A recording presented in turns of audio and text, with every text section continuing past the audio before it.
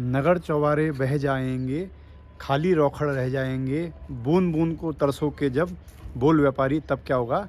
और आज यही कविता के संजीदा बोल जो बहुत पहले कह गए थे गिरीश तिवारी गिरधा, जिन्होंने अलग जगाई थी अपने गीतों से।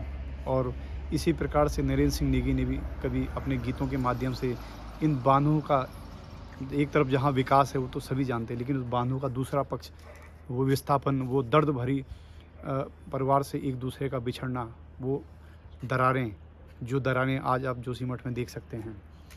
और वो रिजर्वायर से बने वो भू क्षेत्र जो उसमें डूब चुके हैं, उनके पशु चारागाह डूब चुके हैं, चाहे वो टिहरी बांध की बात हो या चाहे अन्य बांधों को आप देखते हों।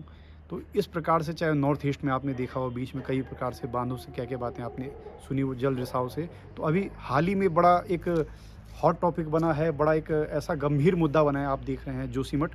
मैं भी जा तो नहीं पाया हूँ, मेरा विचार है मैं बीच में अगर जा पाऊँ तो आपके लिए अभी और इसके बारे में वीडियो लाऊंगा। जोशीमठ अभी एक ऐसा सभी के लिए एक बड़ा एक दर्द भरा नासूर सा बन गया है कि पूरा भारत आज उसको देख रहा है, पूरे विश्व का मीडिया आज वहाँ आकृष्ट हो चुका है। आप देख रहे हैं जोशीमठ का हाल, दिनों दिन दरो बदर वो गिरता जा रहा है, ख़त्म होता जा रहा है, टूटता जा रहा है, दरारें आती जा रही हैं। अब मैं ये कतई नहीं कर रहा हूँ कि विकास ना हो, विकास हो, लेकिन विकास का पैमाना क्या हो ये हम आज तक शायद सिद्ध नहीं कर पाए हैं। और बहुत कहा जाता है सेमिनारों में, think locally but act globally. तो कहाँ हम उन लोगों को सुनते हैं, उन गाँव ग्रामवासियों को या वहाँ के उस जनजातीय समूह को। अभी पीछे मैं देख के आया, जौनसार में इछाड़ी डैम तो बन ही चुका है, लखवाड़ ब्यासी डैम भी बन रहा है अभी। उसमें एक ही डैम, ब्यासी डैम का पानी भरने से वहाँ लोहारी गांव पूरा डूब चुका है। और लोहारी गांव में भी माँ का मेला डूब चुका है। और मैंने स्थिति देखी है, लोग एक माध्यमिक प्राइमरी स्कूल में रहने को बेबस हैं। और ऐसे ही अगर आप देखें तो अभी उत्तराखंड में बांधों की श्रृंखला, लोहारी नागपाला बन रहा था, वो तो एक जन जागरूकता से रुक गया और सरकार ने उसमें एक अच्छा फैसला इको सेंसिटिव जोन का लिया। तो अभी जोशीमठ भी एक ऐसी स्थिति है, इको सेंसिटिव जोन वाली स्थिति वहाँ पे भी थी। 1976 में भूगर्भ शास्त्रियों ने वहाँ चेता दिया था, लेकिन किसी ने उसकी सुध नहीं ली।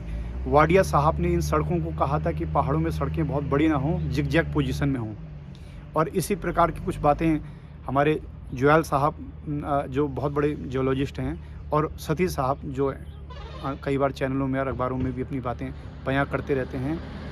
और पाठक जी ने भी अपने लेखों में इसको बताया था। और रामचंद्र गुहा की किताब इस समय बड़ी प्रासंगिक है, जिसमें कहा गया है कि उपभोग की Lakshman rekha, a person how should much consume, कितना एक व्यक्ति कंज्यूम कर सकता है। और यही बात क्लब ऑफ रोम की रिपोर्ट से, लिमिट टू ग्रोथ रिपोर्ट से आई थी सबके सामने कि हम विकास तो करें, लेकिन कितना, विकास का पैमाना, सतत विकास के मानक कहाँ पूरे हो रहे हैं। और आज इस सुंदर इस देवभूमि उत्तराखंड में, ठीक है हमें तीर्थाटन चाहिए, लेकिन हमें बांध चाहिए, कितने बांध चाहिए, कितने बड़े कितने विशाल बांध चाहिए, रोड़ें चाहिए, कितनी बड़ी कितनी विशाल रोड़ें चाहिए। नहीं तो पलायन का दर्द हम झेल रहे हैं। आप देख सकते हैं मकान कई जगह टूटे बंजर पड़े हैं, उन मकानों के लिए पलायन आयोग बैठा, गठित हुआ, कुछ हो नहीं पाया। और पौड़ी टिहरी के कनेकों गाँव आज आपने देखे हैं टूट चुके हैं। इसी प्रकार से सड़कें आई तो ये रिपोर्ट जो 2013 के अनुसार बनाई गई थी गवर्नमेंट के द्वारा, कि इसमें भूमि अर्जन कानून जो कहा जाता है, ऐसा ही कि भाई सोशल इम्पैक्ट असेसमेंट, उसके बारे में कई जगह आप लोगों से पूछो तो कुछ उनको पता ही नहीं है, कोई चर्चा ही नहीं होती है। इसी प्रकार से जब ये जोशीमठ के बारे में 1976 में बात हुई थी, उससे पहले लोगों को चेताया गया था कि भाई यहाँ पे दरारें पड़ सकती हैं।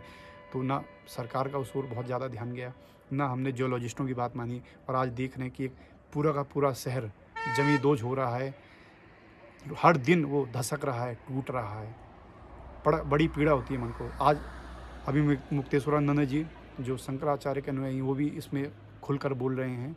लेकिन ये हमें समझना पड़ेगा आने वाली पीढ़ियों को हम क्या देने वाले हैं। और वहाँ से बड़ा ज़रूरी था, क्योंकि चाइना से बहुत, आपने सुना होगा, बड़ा होती उसी तरफ से आगे पड़ता है जहाँ से चाइना से हमारी सीमा है। तो अब आर्मी को भी वहाँ से हटाया जा रहा है। क्यों? क्योंकि वहाँ पे भू धसाव हो रहा है। तो उसका हमें जल्दी ही कुछ ना अल्टरनेटिव कुछ निकालना पड़ेगा। और कहीं ना कहीं हमें सुमाकर का जो एक उनकी किताब है स्मॉल इज़ ब्यूटीफुल, उसमें उन्होंने बताया क्यों ना हम बड़े को रिप्लेस करते हुए छोटी छोटी चीज़ों से, अब जैसे बिजली की अगर हम बात करें, क्या वो बिजली हम पंचक्कियों से, सोलर पावर से, या छोटे छोटे बांधों से, या घराटों से, जैसे उत्तराखंड में बात कही गई है कि हज़ारों घराट थे पहले, हैस्को में उसकी एक संख्या बताई, लेकिन अब वो ठीक है, हो सकता है कम हो, लेकिन कई जगह घराटों से 1.5 किलोवाट तक बिजली हो सकती है, उससे ज़्यादा भी हो सकती है। तो अगर ऐसे 1000 घराट भी अगर आप मान के चलिए उत्तराखंड में जीवित हैं, तो उन 1000 घराट का आप कैलकुलेशन निकालें तो देखिए कितनी बिजली हो सकती है।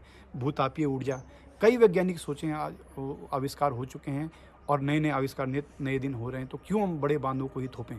ये हमें सोचना पड़ेगा, सोचनीय विषय। पूरे विश्व में भारत और चाइना ही 2 ऐसे देश हैं जो अभी भी बड़े बांधों को बनाने में आमादा हैं। तो हम टिहरी को देख चुके हैं, कितनी उससे बिजली हो पा रही है, कितना फ़ायदा है, कितना नुकसान। तो मुझे लग रहा है फ़ायदे से ज़्यादा नुकसान हम झेल रहे हैं, चाहे वो विस्थापन के रूप में हो। अभी भी कई गाँव वाले जो हैं, उनको अभी भी मुआवजे के लिए वो तरस रहे हैं, या वो अपने के लिए एक स्थान खोज रहे हैं कि उनको स्थान नहीं मिल पा रहा है, पूरी प्रकार से उनको पूर्ण रूप से विस्थापित नहीं किया गया है।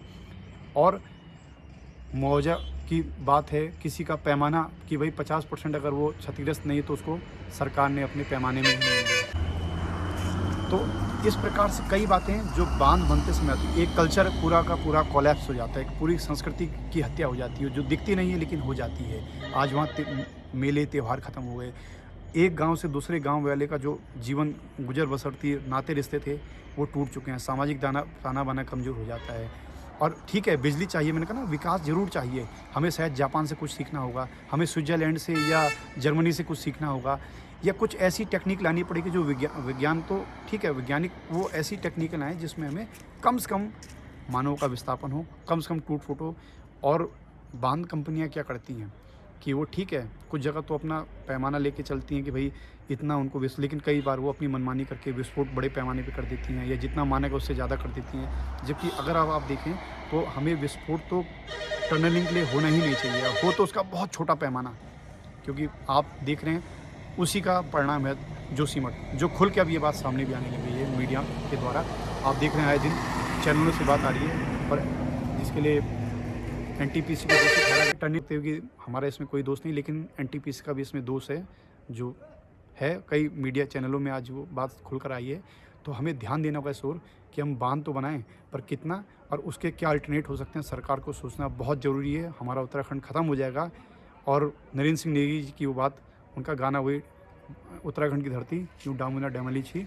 तो ये हमें समझना पड़ेगा कि हमें किस पैमाने पर विकास चाहिए। क्या उसकी जगह हम सेब बागवानी, तीर्थाटन, पर्यटन, इको टूरिज़्म, या फिर कहें कि पारिस्थितिकी के कुछ ऐसे क्षेत्र जिसमें एकांत या कुछ लोगों को ही जाने के लिए परमिशन हो, या एक स्पिरिचुअल टूरिज़्म की बात भी नई कॉन्सेप्ट आई है, ये क्या हम उनको दे सकते हैं?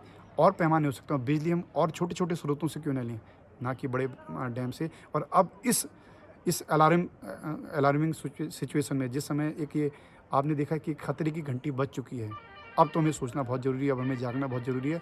और सभी उन जोशीमठ वासियों के साथ हमारी पूर्ण संवेदना रहेगी, जिनके आज मकान टूट चुके हैं, दरार आ रही है, उनको छोड़ने को मजबूर हैं, क्योंकि देखिए अपनी धरती, अपना मकान, अपना घर, अपने खेत, अपने खलिहान कोई नहीं छोड़ना चाहता, लेकिन छोड़ना पड़ रहा है, मजबूरी में छोड़ना पड़ रहा है। और इस अलार्मिंग सिचुएशन में गवर्नमेंट को भी अच्छा स्टेप लेना पड़ेगा। और आने वाले टाइम पे हमें, चाहे वंदना शिवा हों, चाहे गंगा आह्वान समिति के हेमंत ध्यानी हों, मल्लिका भनोट दीदी हों, या और भी जो कुछ इस प्रकार से अलग जगाते हैं, नवीन जुयाल हों, शेखर पाठक जी हों, या चाहे सती जी हों, एसपी सती साहब, और जो हमारे पूर्व के वाल्डिया साहब, जिन्होंने बहुत बड़े जोग्राफर थे, उन्होंने कई चीज़ें अपने सजेशन में, अपने रिसर्च पेपरों के माध्यम से कही हैं। तो हमें कहीं ना कहीं इन चीज़ों को इम्प्लीमेंट करना पड़ेगा। रवि चोपड़ा साहब हों, तो आप लोग, ऐसे कुछ लोग, चाहे वंदना शिवा जी हों, जिन लोगों ने इस उत्तराखंड को समझा है, जिया है, और इस उत्तराखंड के बारे में उन्होंने अपने विचार जो व्यक्त करे हैं, अपने चाहे वक्तव्यों में, अपनी किताबों में, उनको हमें इम्प्लीमेंट करना पड़ेगा। बहुत जल्दी अब हमें स्टेप उठाना पड़ेगा। और अभी इस वीडियो में मैं इतना ही कहना चाहूँगा कि सभी लोग इस ओर ध्यान दें, और प्रकृति के साथ हम किस प्रकार से जी सकते हैं, क्योंकि गांधी जी की बात बड़ी इस समय सटीक बैठती है कि enough for everyone need but और not enough for everyone greed. ये एक तरह से कह सकते हैं सतत विकास का एक केंद्र का जो बिंदु है, वो उनकी इस वक्तव्य में झलकता है गांधी जी के, कि अगर हम चाहते हैं आपने आने वाली पीढ़ियों के लिए विकास, और ये पर्यावरण, ये सब ऐसे ही बचा रहे और ये उन तक भी पहुँचे, तो हमें वो विकास इस प्रकार से करने की जो आने वाली पीढ़ियों तक भी, खेत खलिहान, पारिस्थितिकी या नदी तंत्र, ये उन तक भी पहुँचे। और आने वाले टाइम पे आपको जोशीमठ के लिए और मैं खबरों से रूबरू कराता रहूँगा। अभी इतना ही। धन्यवाद।